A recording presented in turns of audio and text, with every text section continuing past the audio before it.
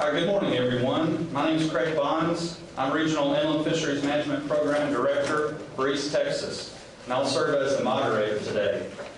Thanks to all who've given up other pursuits to be here. Which begs the question, why are we here? Well, I'm going to answer that for you, but first, let me digress for a second or two. You see, as a skinny kid growing up in Central Texas, I was lucky. I had fishing mentors to introduce me to and nurture in me a passion for fishing. This passion grew to full-bore obsession by high school and then college. This pursuit of outdoor recreation, especially fishing, was not only a pastime, it was a reflection of my inner identity, inseparable from self. Interesting thing is, the vast majority of fisheries management biologists pursue this career based on a love of fishing and an identification with this outdoor lifestyle. My point in this story is that mine is probably not so different from yours.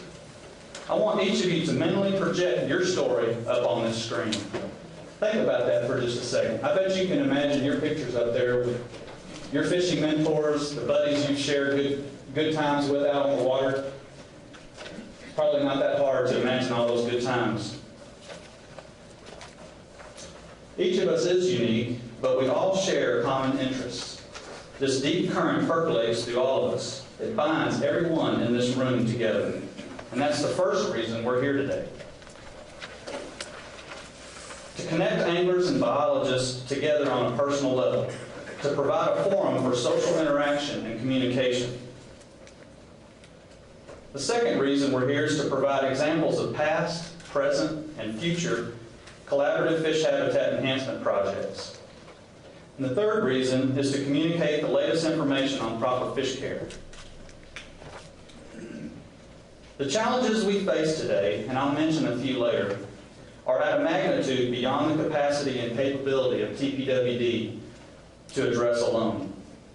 We don't have the resources. We must build collaborative partnerships and have a fully engaged angling public.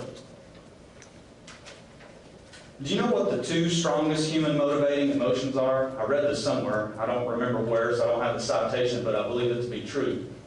The two strongest human motivating emotions are fear and love. Now, before you think I'm getting soft and sappy on you, just hold on just a minute.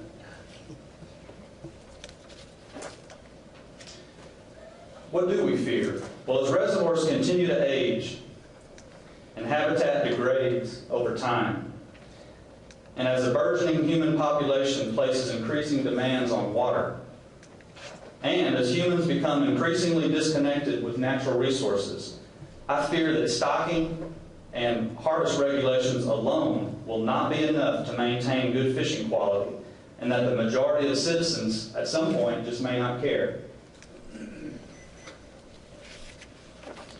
As invasive species such as giant salvinia, zebra mussels, salt cedar, water hyacinth, and a suite of exotic fish species, the list just goes on, spread across the state, I fear for the resources that I love and the quality of life that we all enjoy.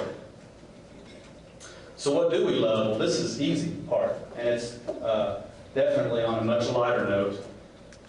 Of course, we all love the resource, and for the recreation and lifestyle that it supports. This combination of love and fear should motivate us all to take action. We all have opportunities to be takers or givers in this life. Takers receive value from others, things around them. We all do that, and should to some extent. But we can't just take. We must give or add value to the lives, both human and aquatic life, of those around us. It's the only way to live a satisfying life. If we do nothing but fish our way through life, that would be a whole lot of fun. But we'll never reach the level of satisfaction as we can have by giving back to the resource, each other, and future generations. Our program today focuses on past examples of anglers and biologists working together to give back. We begin with a habitat session. As we speak and listen on these projects, we should be thinking of ways to step up, organize, identify future possibilities to work collaboratively. Then we move into a fish care session and talk about bass tournaments. Because we mostly practice catch and release, the resource gets recycled over and over. We need to learn and employ the best fish care techniques possible to ensure quality fishing into the future. And following an open topic question and answer session, a supper, and a keynote address from a very special guest, the Texas Bass Federation Nation will host a live auction and silent auction of various fishing trips and prizes to raise money for their fish conservation account.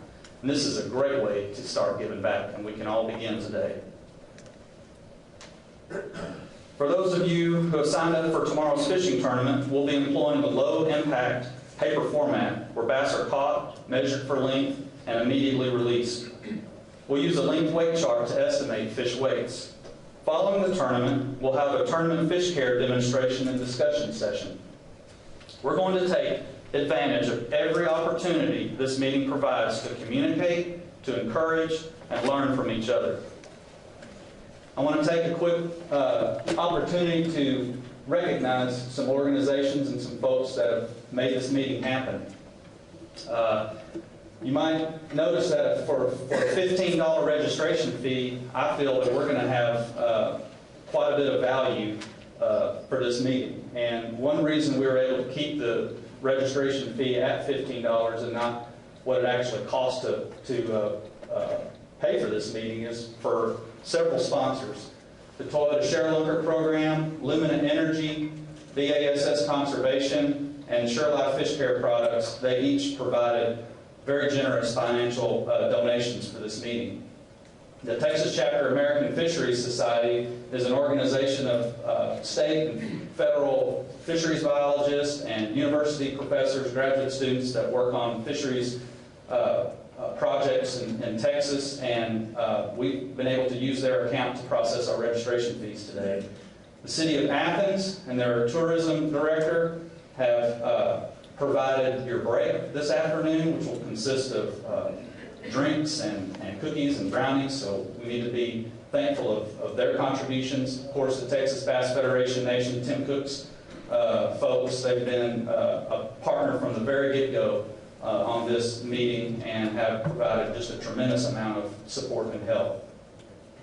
Of course, Texas Parks and Wildlife, the various fisheries biologists that have worked diligently to put together the presentations that we're going to enjoy and learn from today, as well as some of these presentations will have anglers or homeowners assisting with these presentations. We want to recognize their efforts and contributions as well. I have a couple announcements.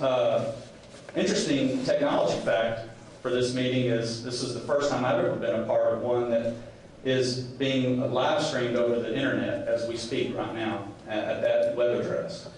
As well, going back here over my right hand shoulder, each of these presentations will be recorded in slide shots and the audio overlay, and they'll be available online to anybody after the meeting. And what we'll do is we'll email out to you the web address that you can go and click on whichever presentation you want to watch again or share with your fishing buddies or friends.